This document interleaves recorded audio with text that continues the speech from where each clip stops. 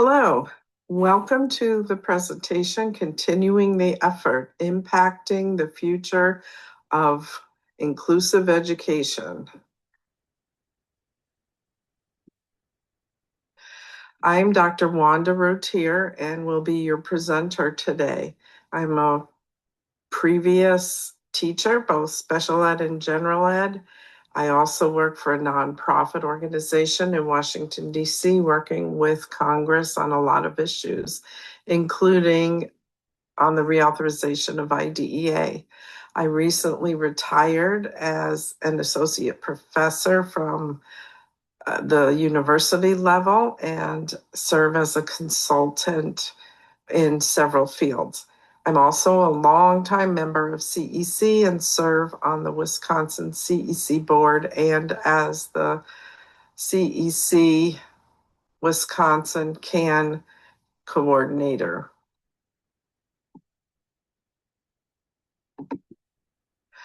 This presentation covers many topics from advocacy to special education to the legacy of the disability movement. And this is a topical directory of the topics we will cover today. This slide includes some information about numbers.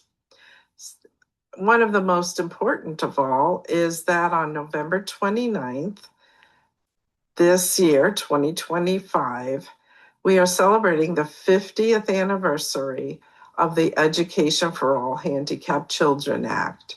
So that's a big milestone that we will be celebrating this year. And the rest of the numbers you can read on this slide that tells about the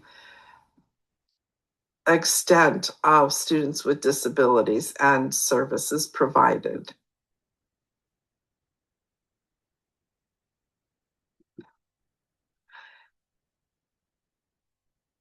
To provide an overview and summary of some of our concerns with what's going on with the U.S. Department of Education, I urge you to view the videos on the links on this slide and to read the article from the Hechinger report that is also there.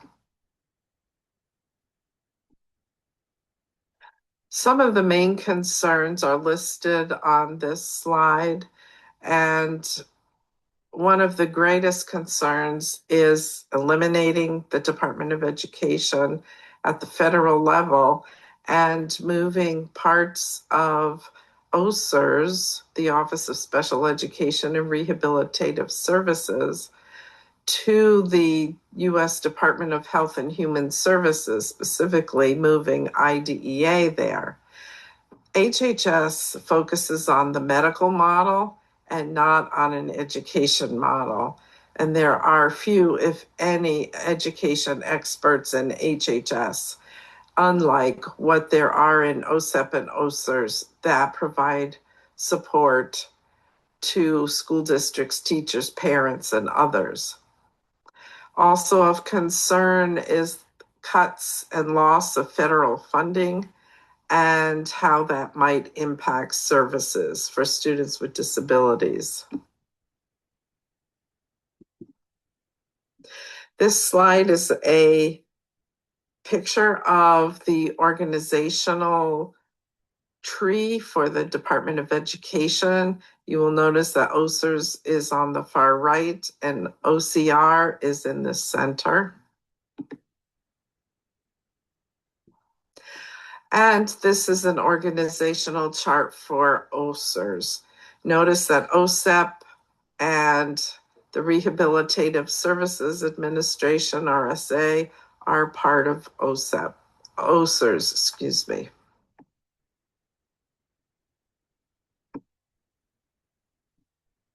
This slide gives an overview of each of these offices and what they do and why they're important.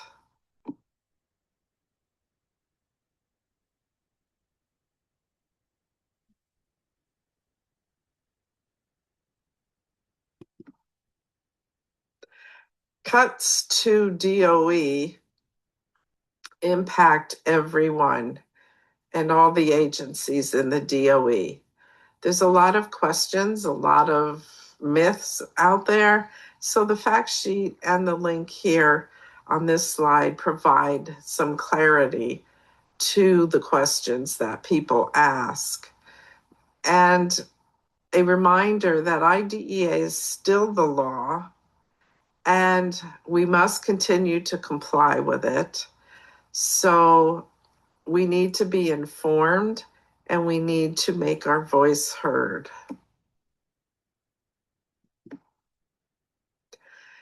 At the federal level, it's assumed that states can take over implementing IDEA, both financially and otherwise. And while states do implement IDEA at this time, they don't do it solely by themselves. Few states have the financial resources to do that. Funding does come from the federal level. In addition, there is a lot of concern about the lack of expertise available through OSEP to our states and implementation of IDEA. There's a number of state directors who are new in 2025, which means that a lot of the experience that is needed to implement these complex requirements of IDEA are not there, but the people are learning, which is okay. It's good to learn. But for a state to be able to do that solely by themselves, that's what's a little concerning. We all need support and we all need help. And by dismantling DOE and moving OSERs, we're afraid that some of that support and assistance may go elsewhere and go away.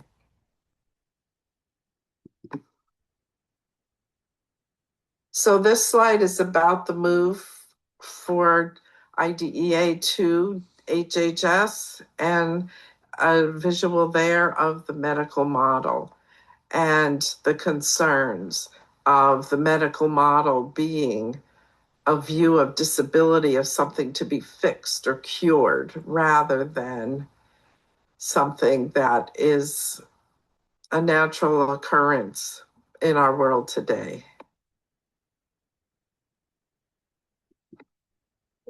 This is an organizational flow chart for HHS. You can see the complexity of it, and it also shows that there's a lot of expertise there from the medical side. CDC is there, NIH, but very, very little education expertise.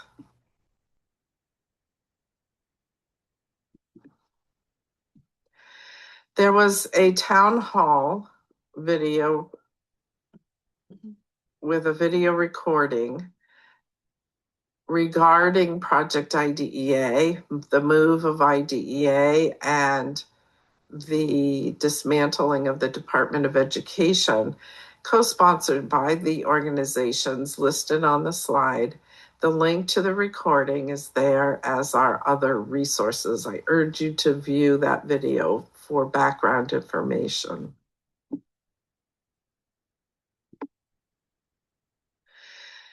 In October, CEC sent out a call to action.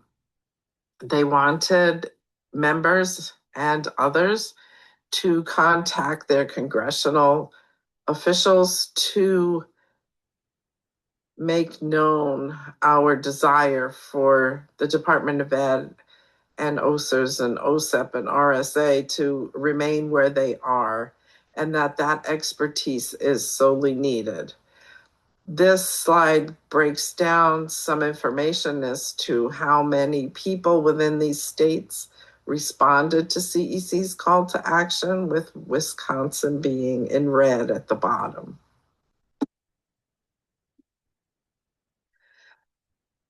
This slide provides more information about Wisconsin's advocacy efforts to CEC's call to action. And if you were one of the members who did send a letter, an email, thank you very much. Your voice was heard and does make a difference. If you have not yet made an effort to send an email or make a call, it's not too late. We all need to continue our diligence in contacting our elected officials.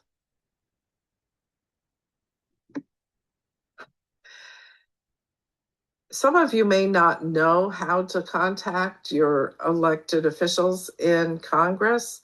And so the next few slides provide some hints and tips and instructions and links so that you can find out how to do that.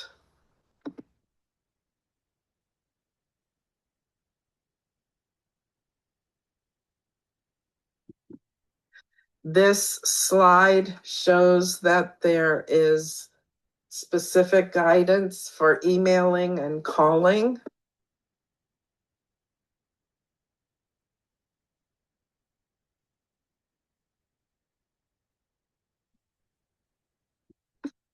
This slide shows that there are some tips and a link for the social media toolkit from CEC, which is excellent to help us have a unified view and message for social media. Please feel free to use these as needed and to share the information widely.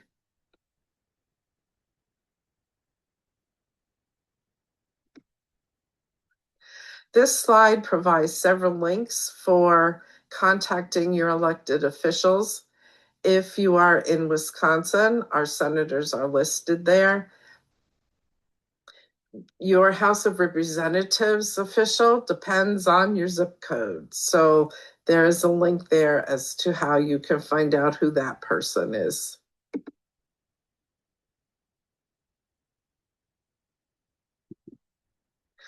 Here's a slide about our two senators in Wisconsin and how to contact them.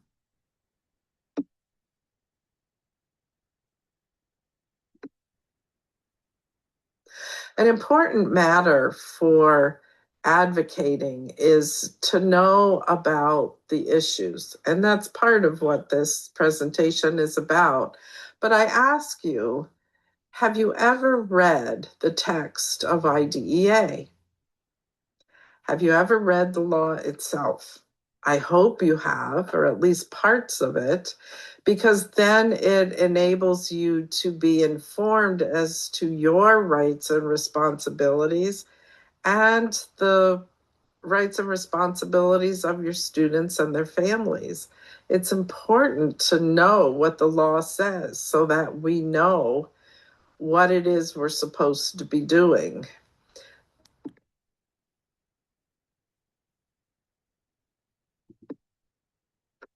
The text itself of IDEA is freely available online. There are two links there. IDEA has 4 parts, parts A, B, C, and D. And the U.S. Department of Education also has an IDEA website and other information on the links provided.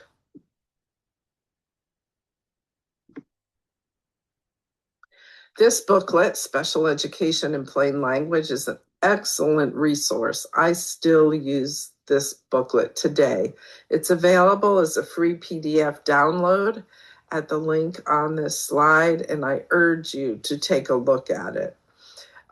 It goes through IDEA by topic, and the topics are those that we would use in schools, such as the IEP. And it also tells you what the phrase or statement from IDEA means in plain language, which is a legal term, plain language. rather than legalese.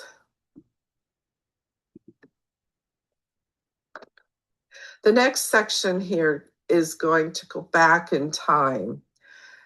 Have you an idea of how people with disabilities were treated in the past before EHA in 1975? Many people nowadays, including teachers, really don't know the history of special education or students with disabilities in schools. They think that it's always been the way it is now and the way it was when they were in school, perhaps.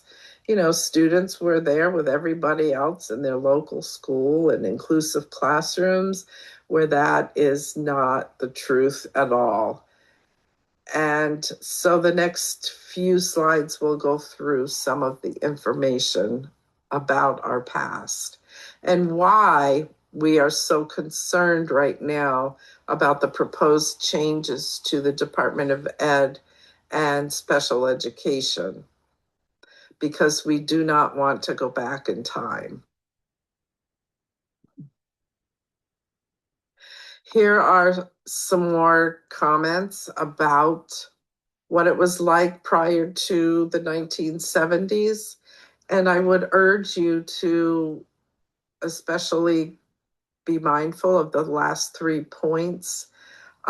We are not here to judge people from the past. You may find some of it offensive or insulting. Language and terms were different back then. Approaches were different back then. But at the time, they thought it was state of the art. We are not to judge the past and what people did. We can disagree. We can have our own opinions. But 50 years from now, people may think things we do now are just as appalling. And we think that we're doing the best we can. So everything is relative. Just learn from what you see and read. These are some of the topics that we will cover in the next few slides.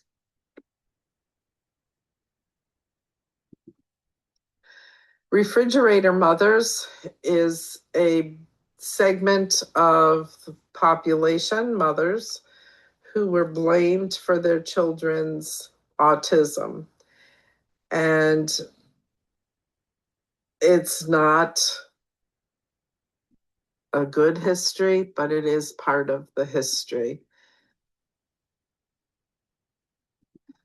This slide has links to several different mothers telling their story. And I urge you to watch these clips and hear from the mothers themselves and meet their children. The clips are only a few minutes long, and they are very compelling. Dr. Temple Grandin is an expert in many things, and including autism, and she is a inventor and author and a prolific author of many books. There is a link there of her talking about what she thinks autistic children need.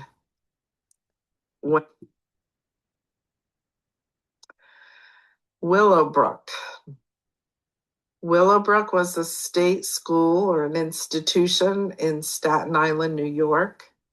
And it was in existence from 1947 to 87. Willowbrook started out as a positive place and ended as a terrible place for people with disabilities. In 1972, Geraldo Rivera, a reporter, did an expose on Willowbrook and the conditions there. And that is what this article is about. Senator Robert Kennedy had an interest in the facility because of his sister Rosemary, who had a developmental disability. And she ended up living most of her life after 1941 at St. Coletta, which was in Jefferson, Wisconsin. This slide presents resources for Willowbrook in print. So these are things you will need to read. One is a journal article and one is a website with information about Willowbrook. Excuse me. The Willowbrook Mile is a memorial walking trail on the former site of Willowbrook, and it commemorates its past. The current Willowbrook site is the College of Staten Island. This slide provides several links for videos about Willowbrook and the conditions and images that are disturbing to most people. I call your attention to the fact that this expose on Willowbrook by Geraldo Rivera began the end of institutions for people with disabilities. So that was a monumental point in the development of services for people with disabilities.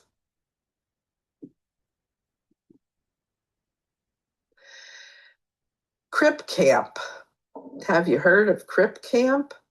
It's a documentary from 2020, excuse me, that tells about a camp, summer camp, for people with disabilities, and it's told in their own words. And it tells the story of people who went away to summer camp, just like many of us do or would. And it really covers a lot of information about the 1970s and 80s and how things were for people with disabilities. Executive producers were Barack and Michelle Obama and others, and they have made the documentary available for viewing in total for free at the link there at the bottom of this slide.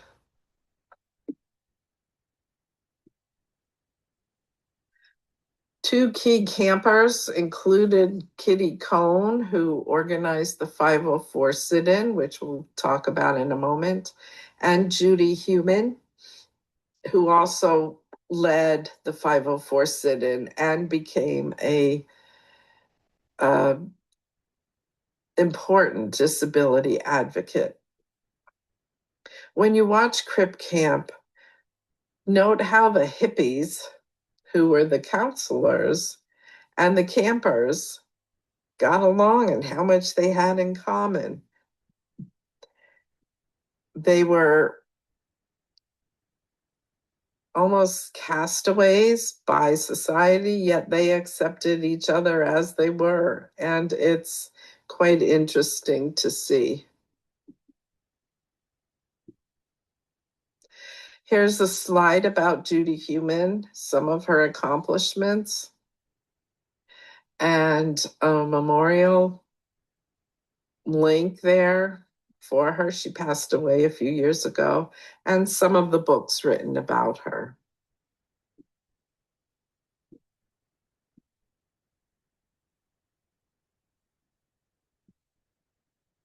The 504 sit-in protest in San Francisco is a monumental event in the history of not only disabilities, but legislation. And it was for a long time the longest sit-in of a takeover of a federal building in the history of the United States. The documentary Crip Camp talks about the 504 sit-in and shows video of the sit-in. So this is an important piece that I urge you to look into. One of the things that most people don't know is how instrumental the Black Panthers were to helping the protesters be successful. The Black Panthers provided meals for the entire time and length of the sit-in, which was more than 20 days.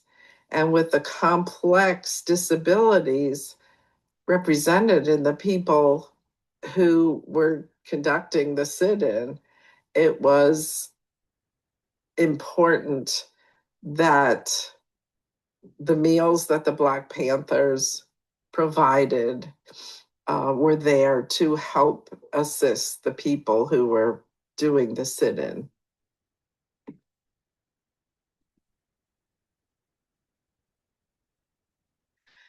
Just like the 504 sit-in protest led to the passage and signing of Section 504 of the Rehabilitation Act, there was an event that had an influence on the passage and signing of the Americans with Disabilities Act. The Capitol Crawl is an event that was held in Washington, D.C. on a hot, hot day. And it had people with disabilities climbing the steps to the U.S. Capitol to visit their congressional senators and representatives because there were no other accessible ways to reach them but to climb the massive marble stairs out in front of the building.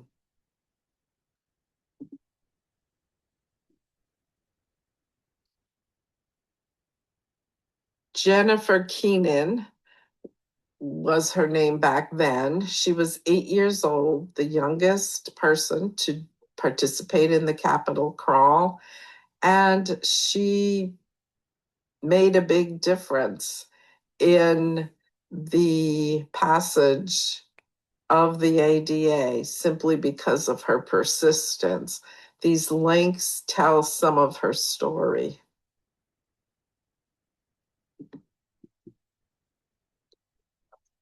There was a book written about her in the Capitol Crawl, and it's all the way to the top. It's a great story. It's a great read about her participation.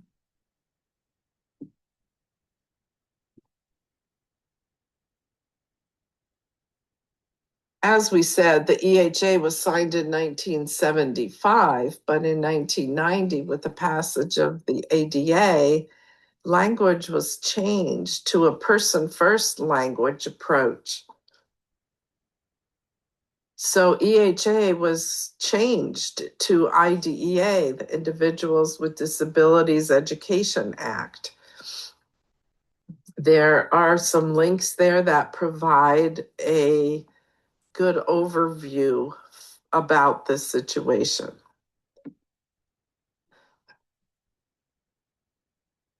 Excuse me. These links are for comparisons of the three pieces of disability legislation, IDEA, Section 504, and the ADA. You may find helpful in your work. All three of these laws apply to schools in one way or another, and you may or may not ever have a need to know anything more, but more than IDEA if you're a special ed teacher or parent. But you may have a student with a 504 plan or who has an accessibility issue covered under ADA. So a comparison of all of these is worthwhile to be informed about.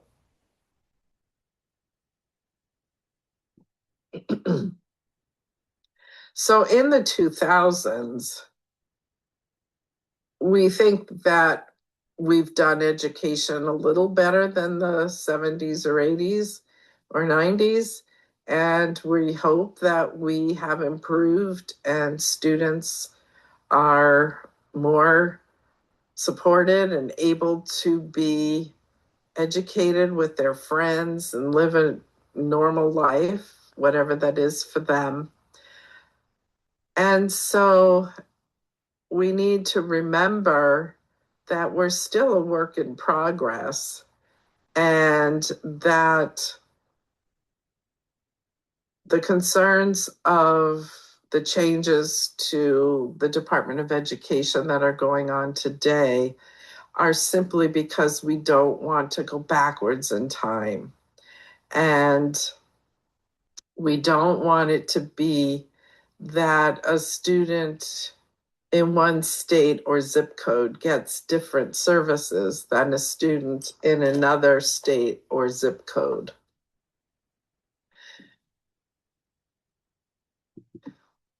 So what happens now? I urge you to advocate by doing some of the things in this presentation, contacting your elected officials. Read the law, know what it says, know how it applies to you and what you need to be doing and what rights and responsibilities your students and their families have. Respect the legacy of families and history of disabilities in the past so that we don't repeat it. And then inform others and make your voice heard. Tell your stories. They're very compelling to elected officials. Advocate to keep things in a stable way and an expertise-driven location, educationally versus medically, and share your stories. Again, I say, because that's important to elected officials. They need to hear how students are impacted, what's successful for your students because of IDEA the way it is, and how current structures support you as a teacher or parent or someone else. Don't hesitate to contact people.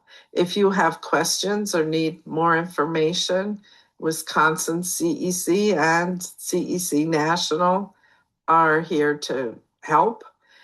The national link is there on this slide, as is my email address should you have questions for me.